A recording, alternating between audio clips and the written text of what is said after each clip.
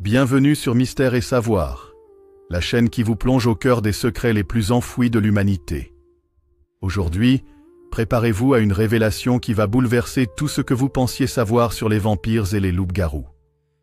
Ces créatures de la nuit ne sont pas qu'une invention du folklore ou de la fiction moderne. Leur origine remonte à des millénaires, bien avant l'émergence des légendes européennes. Des textes antiques, oubliés ou volontairement cachés, révèlent une vérité troublante. Les Sumériens connaissaient déjà ces êtres bien avant nous. Et selon leurs écrits, ces créatures n'étaient pas seulement des monstres, elles étaient des dieux déchus, des êtres maudits et des expériences interdites venues d'un autre monde. Dans cette enquête fascinante, nous allons remonter le fil du temps, explorer les tablettes d'argile oubliées et révéler les vérités occultées par l'histoire. Qui étaient vraiment ces entités ? D'où venaient-elles ? Pourquoi ces récits ont-ils été effacés des archives officielles ? Restez bien jusqu'à la fin, car ce que nous allons révéler va au-delà des simples mythes. Vous ne regarderez plus jamais les vampires et les loups-garous de la même manière.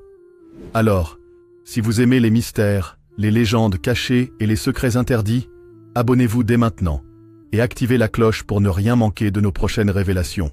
Lâchez un like si vous êtes prêt à plonger dans l'inconnu. Et sans plus attendre, démarrons cette enquête sur les origines interdites des vampires et des loups-garous, selon les Sumériens.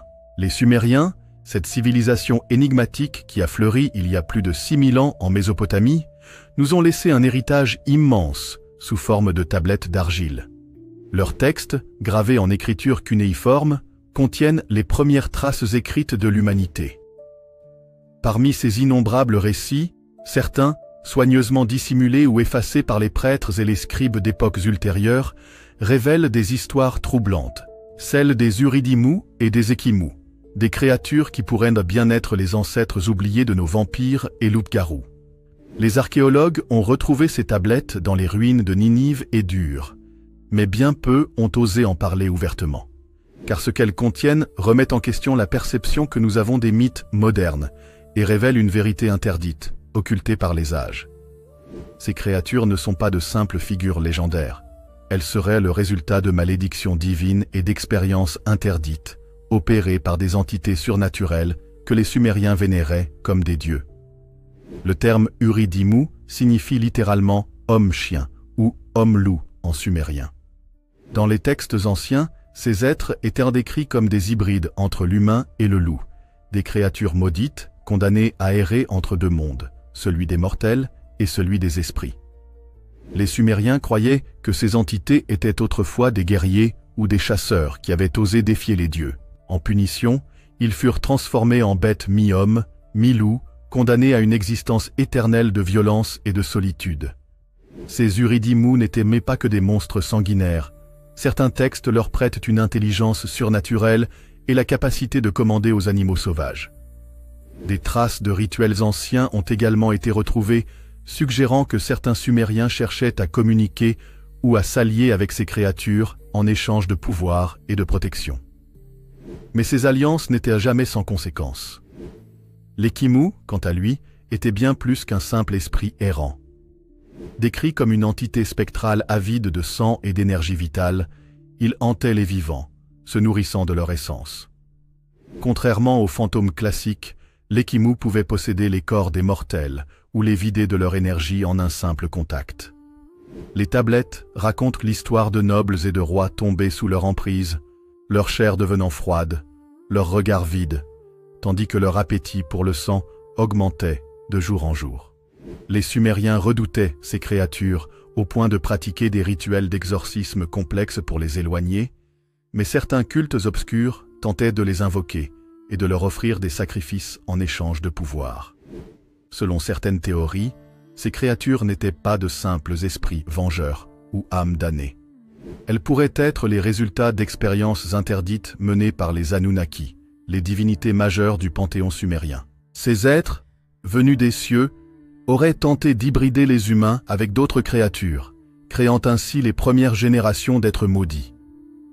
Certaines tablettes mentionnent un lieu mystérieux, un temple caché au cœur du désert, où des expériences impies auraient eu lieu. Des prêtres sumériens auraient consigné ces événements sous forme de symboles codés, par crainte de représailles divines. Les Anunnaki, en punissant ceux qui s'étaient rebellés contre eux, auraient créé les premiers vampires et loups-garous, les condamnant à errer éternellement, assoiffés de sang et de vengeance. Avec l'avènement des civilisations babyloniennes et assyriennes, les mythes sumériens furent en partie réécrits ou modifiés pour correspondre aux nouvelles croyances religieuses. Les prêtres et scribes effacèrent ou cachèrent les textes les plus compromettants, notamment ceux relatifs aux Uridimmu et aux Ekimmu. Ils craignaient que ces vérités interdites ne soient utilisées par des sectes occultes ou ne remettent en question le pouvoir des temples. Certaines de ces tablettes furent scellées dans des chambres souterraines, oubliées de tous, jusqu'à ce que des archéologues modernes les redécouvrent, provoquant des débats enflammés sur leur signification véritable. Les Sumériens n'étaient pas de simples observateurs des forces surnaturelles. Certains d'entre eux, notamment des prêtres et des initiés, connaissaient les rituels permettant de repousser ou d'invoquer les entités qui hantèrent leur monde. Ces prêtres sorciers, aussi appelés Mashmashu, étaient des figures craintes et respectées, car ils détenaient des secrets interdits transmis depuis les âges obscurs. Les tablettes retrouvées dans les ruines des temples d'Ur et de Larsa évoquent des incantations spécifiques, des chants destinés à contenir ou à libérer les Uridimmu et les Ekimmu. Certaines formules, gravées en cunéiforme, expliquent comment créer un cercle de protection contre ces entités, tandis que d'autres indiquent les moyens d'entrer en contact avec elles à travers des sacrifices bien précis. Ce savoir, bien que caché aux simples mortels, était convoité par les rois et les nobles en quête de pouvoir. Plusieurs dynasties sumériennes auraient utilisé ces rituels pour se renforcer, formant des alliances interdites avec les créatures de la nuit. Un texte fascinant, connu sous le nom de Chant des ombres de Namtar, relate l'histoire d'un roi qui aurait tenté de prolonger sa vie en scellant un pacte avec un Ekimmu. Ce texte décrit une cérémonie macabre où le souverain devait boire un breuvage mêlé de son propre sang et de celui d'un condamné à mort, sous la bénédiction des prêtres du dieu de la mort, Namtar. Après ce rituel, il fut dit que le roi ne vieillissait plus, que son corps restait figé dans un état de jeunesse éternelle. Mais la malédiction s'accompagna d'un prix terrible, une soif de plus en plus incontrôlable pour le sang des vivants. Cette légende pourrait bien être la première trace historique du vampirisme, bien avant les récits européens. Les Sumériens savaient que ces pactes ne menaient qu'à la damnation. Certains écrits expliquent comment les prêtres d'Enlil et d'Anu tentèrent d'exorciser ces maudits, mais leurs efforts échouèrent souvent, car une fois qu'un humain acceptait le don des Ekimmu, son âme n'appartenait plus au Dieu céleste. Si les Ekimmu étaient liés aux morts et au vampirisme, une autre figure terrifiante hantait les Sumériens, l'Amashtu, une entité démoniaque, souvent associée aux malédictions et aux maladies. Dans certains textes, il est mentionné que ceux qui osaient défier cette déesse ou tentèrent de s'opposer à ses rituels étaient transformés en Uridimmu, les premiers loups-garous. Les tablettes racontent qu'un guerrier ayant refusé d'offrir son fils en sacrifice à l'Amashtu fut maudit. Durant la nuit, sa chair se métamorphosa. Ses membres devinrent ceux d'une bête et son esprit sombra dans une folie meurtrière. Ce mythe antique décrit ainsi la première transformation lycanthropique de l'histoire. Les Sumériens croyaient que ces êtres maudits rôdaient aux abords des cités, attaquant les voyageurs et les troupeaux.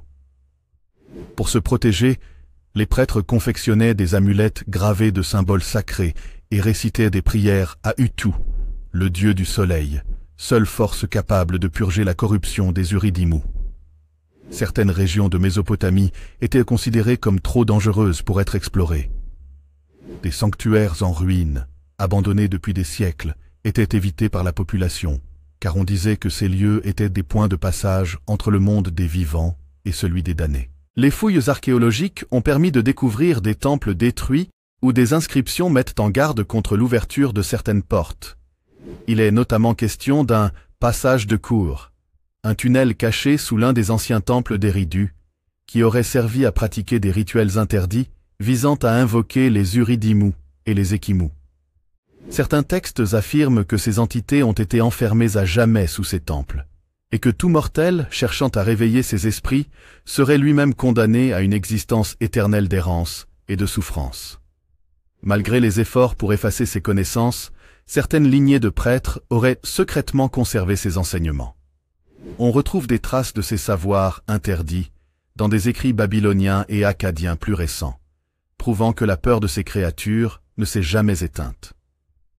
Certains ordres mystiques, comme les prêtres d'Ereshkigal, auraient perpétué ces rituels en cachette, tandis que d'autres auraient cherché à détruire définitivement toute trace des alliances passées. Ce qui est certain, c'est que ces créatures n'étaient pas qu'une simple superstition. Elles faisaient partie du quotidien des Sumériens et leur influence s'est répandue bien au-delà de la Mésopotamie. Loin d'être confinées aux plaines de Mésopotamie, les légendes des Uridimmu et des Ekimmu semblent avoir voyagé au-delà des frontières sumériennes, influençant d'autres civilisations antiques. Parmi celles-ci, l'Égypte ancienne a été l'un des premiers réceptacles de ces mythes interdits. Les Égyptiens vénéraient une multitude de divinités associées à la mort et à l'au-delà, et certaines figures, comme Anubis, le dieu à tête de chacal, pourraient être liées aux anciennes croyances sur les Uridimmu. Anubis, gardien des tombes et maître des âmes, partage plusieurs caractéristiques avec les hommes-loups sumériens. Il veille sur les défunts et est souvent décrit comme un intermédiaire entre le monde des vivants et celui des morts. De même, le culte d'Osiris, dieu de la résurrection, évoque des notions proches du vampirisme. Osiris, assassiné par Seth et ressuscité par Isis, est un être revenu d'entre les morts, une condition similaire à celle des Ekimmu, condamnés à errer à la frontière de la vie et de la mort. Les Sumériens et les Égyptiens ont entretenu des échanges commerciaux et culturels étroits, ce qui explique comment certaines traditions funéraires et croyances en des êtres surnaturels ont pu s'entrelacer. Il est probable que les scribes et prêtres égyptiens aient réinterprété les contes sumériens selon leur propre vision spirituelle, donnant naissance à des figures légendaires plus proches de leurs croyances. Au fil des siècles, les récits sumériens et égyptiens ont continué à évoluer et se sont propagés vers l'Occident, influençant profondément les traditions grecques et romaines. L'une des preuves les plus flagrantes de cette transmission réside dans les histoires de Lamia et des Striges dans la mythologie grecque et latine. La Lamia, une ancienne reine devenue un démon suceur de sang après la mort de ses enfants, présente des similitudes frappantes avec les Ekimmu sumériens. Son appétit insatiable pour le sang des enfants, son apparence hybride entre le serpent et l'humain, ainsi que sa nature immortelle, la rapproche des esprits vengeurs de Mésopotamie. Les Striges, quant à elles, étaient des créatures zélées, buveuses de sang, souvent associées aux sorcières et aux démons nocturnes. Ces êtres ont inspiré les futures conceptions des vampires dans la culture médiévale européenne, perpétuant ainsi un héritage qui trouve ses racines dans les croyances sumériennes. La diffusion de ces mythes ne s'est pas arrêtée à la Grèce et à Rome.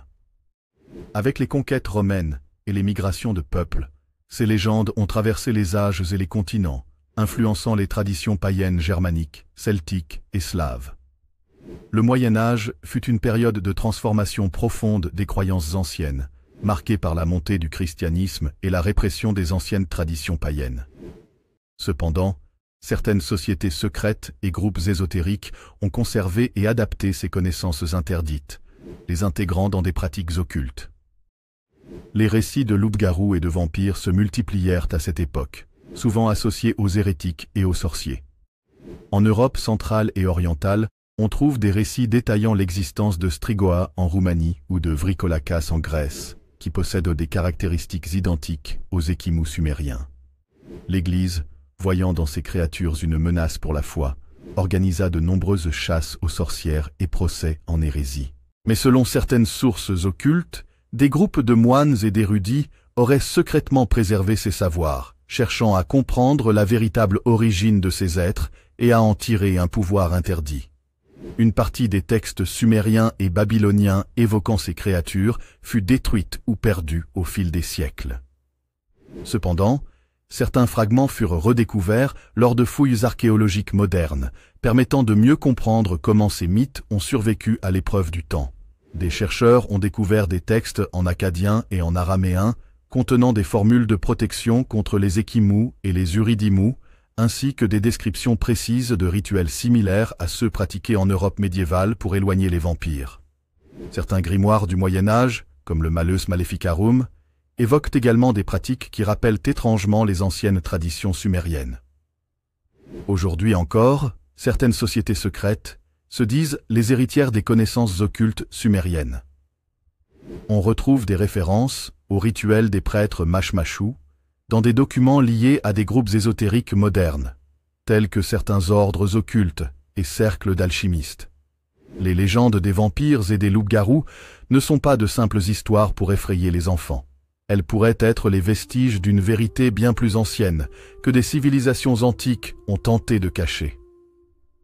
De nombreux indices suggèrent que ces êtres mythiques sont bien plus qu'une simple superstition, et que leur existence pourrait être liée à des pratiques oubliées depuis des millénaires. Depuis le XIXe siècle, les archéologues ont exhumé de nombreuses tablettes sumériennes et babyloniennes, mais certaines découvertes restent mystérieuses et controversées.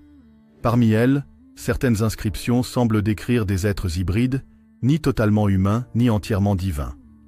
Les fouilles menées en Irak et en Iran ont révélé des squelettes étrangement allongés, dont la structure osseuse ne correspond ni à celle des Sumériens classiques, ni à celle d'autres peuples de l'Antiquité. Ces corps, souvent retrouvés dans des tombes scellées avec des amulettes et des incantations gravées, laissent penser que ces êtres représentaient une menace, même après leur mort. Des experts suggèrent qu'il pourrait s'agir des premières tentatives humaines d'emprisonner des créatures considérées comme dangereuses. L'un des cas les plus intrigants reste celui du tombeau d'Ur-Zikal, retrouvé en 1931 dans les ruines d'Ur. Le sarcophage contenait le corps d'un homme aux canines anormalement développées et à la cage thoracique renforcée, ce qui pourrait correspondre aux descriptions antiques des Ekimmu.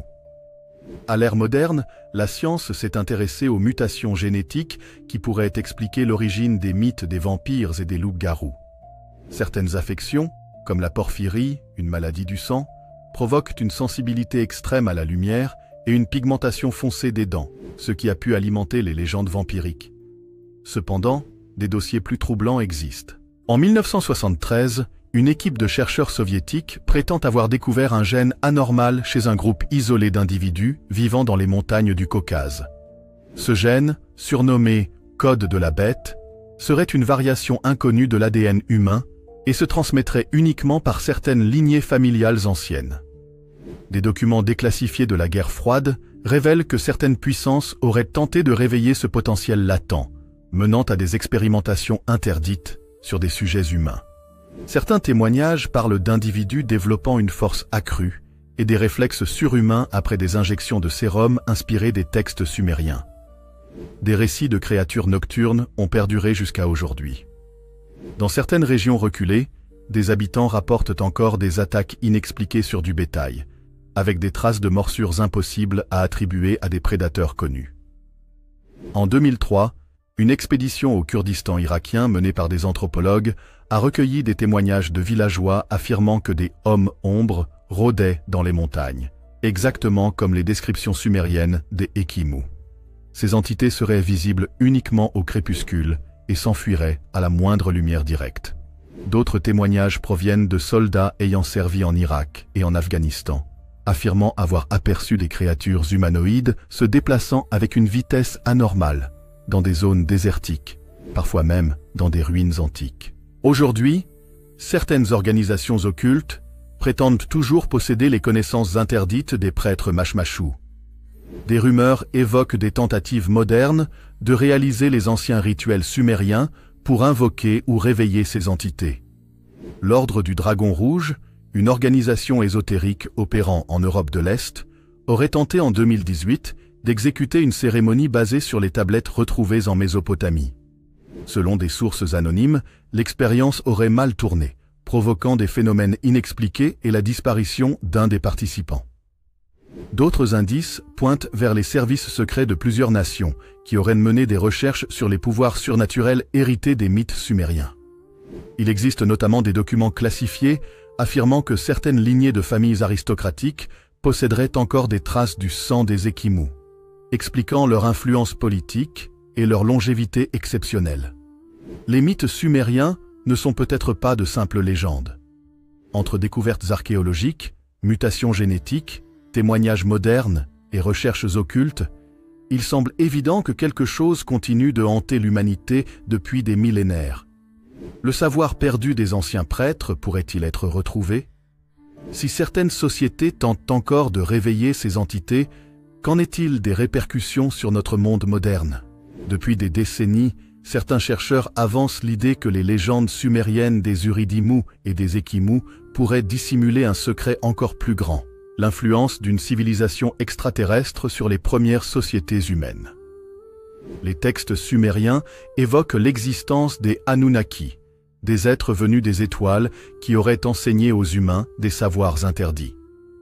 Certains chercheurs suggèrent que ces entités ne seraient pas seulement des guides spirituels, mais bien des créatures dotées d'une biologie différente, ayant peut-être expérimenté des mutations sur l'humanité primitive. Le parallèle entre les caractéristiques des vampires et des loups-garous et les descriptions des Anunnaki est troublant. Longévité, force surhumaine, capacité à se fondre dans l'ombre et à manipuler les humains. Certaines hypothèses indiquent que les premiers vampires et loups-garous auraient été des hybrides créés à partir de l'ADN humain et d'une autre espèce inconnue, d'où leur nature en marge de l'humanité. Plusieurs documents historiques et archives secrètes semblent montrer que l'héritage des Ekimmu et Uridimmu n'a jamais été totalement effacé. Des organisations influentes, depuis l'ordre du dragon en Europe médiévale jusqu'aux cercles ésotériques modernes, auraient conservé des fragments des rituels sumériens. Selon certains chercheurs, les familles les plus puissantes du monde seraient en réalité des descendants de lignées anciennes, ayant préservé un sang spécial, leur conférant une longévité et une intelligence hors du commun. Certains rapports d'agences de renseignement déclassifiés laissent entendre que des tests ADN réalisés sur des individus issus de certaines élites ont révélé des anomalies génétiques inexpliquées, proches de celles observées dans les populations anciennes d'Irak et d'Iran. Est-il possible que les puissants de ce monde cachent des origines surnaturelles? Si les anciennes civilisations ont cherché à contenir ou exploiter le pouvoir des vampires et des loups-garous, le XXIe siècle ne fait pas exception. Plusieurs chercheurs indépendants ont révélé l'existence de projets gouvernementaux secrets visant à réveiller ces capacités latentes.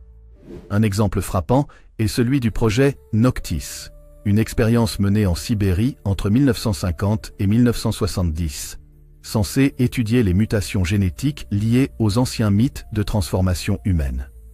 Plusieurs témoignages affirment que certains cobayes auraient développé des caractéristiques physiques anormales, des crocs plus prononcés et une résistance accrue à la douleur et aux maladies. Aujourd'hui, des laboratoires privés chercheraient à reconstituer l'ADN ancien des Ekimmu, dans le but d'exploiter leurs capacités pour des usages militaires et médicaux. Sommes-nous au bord d'une résurgence de ces créatures millénaires? Des rapports provenant de diverses régions du monde continuent d'alimenter le mystère. En Europe de l'Est, certains cadavres retrouvés avec des marques de morsures ont conduit à des enquêtes discrètes des autorités locales. En 2019, une série d'événements inexpliqués en Roumanie a poussé les habitants d'un village à exhumer un corps et lui planter un pieu en plein cœur, un rituel qui date du Moyen Âge mais qui continue d'être pratiqué en cas de suspicion de vampirisme. Les rituels sumériens d'autrefois ont-ils laissé des traces dans l'inconscient collectif ou assistons-nous à la preuve que ces entités ne sont pas une simple légende? Les découvertes archéologiques, les recherches génétiques et les témoignages contemporains convergent vers une seule conclusion. L'humanité ne connaît pas encore tous les secrets de son passé. L'existence des Ekimmu et des Uridimmu est-elle une réalité occultée par les puissants? Et si certaines lignées avaient survécu en secret jusqu'à notre époque? Si ces êtres existent toujours, quelles sont leurs intentions? Cherchent-ils à se fondre dans la société moderne ou à reprendre la place qu'ils occupaient autrefois? Certaines sociétés occultes murmurent que l'âge des loups et des vampires est proche et que les cycles anciens vont se répéter. Mais cette fois, l'humanité est-elle prête à affronter cette vérité? Nous arrivons à la fin de cette plongée fascinante au cœur des origines interdites des vampires et des loups-garous selon les Sumériens. Ce voyage à travers l'histoire, les mythes et les découvertes modernes nous a permis d'entrevoir un pan du passé qui reste encore largement méconnu. Loin d'être de simples légendes, ces récits anciens pourraient bien être les fragments d'une vérité oubliée, occultée au fil du temps par ceux qui préfèrent que l'humanité demeure dans l'ignorance. Les indices contemporains, les témoignages troublants et les recherches modernes nous montrent que ces créatures mythiques ne sont peut-être pas aussi fictives que nous le pensions. Nous tenons à vous remercier chaleureusement d'avoir suivi cette enquête jusqu'à la fin. Votre soutien et votre curiosité sont la raison pour laquelle nous continuons à explorer les mystères du monde, à chercher la vérité cachée derrière les légendes. Si cette vidéo vous a captivé, n'hésitez pas à laisser un like, à vous abonner et à activer la cloche pour ne rien manquer des prochaines révélations. Partagez vos pensées et théories dans les commentaires, car c'est ensemble que nous pourrons approfondir cette quête de savoir. Encore une fois, merci infiniment pour votre présence et votre engagement. D'autres mystères nous attendent. Êtes-vous prêts à les découvrir avec nous? À très bientôt sur Mystère et Savoir.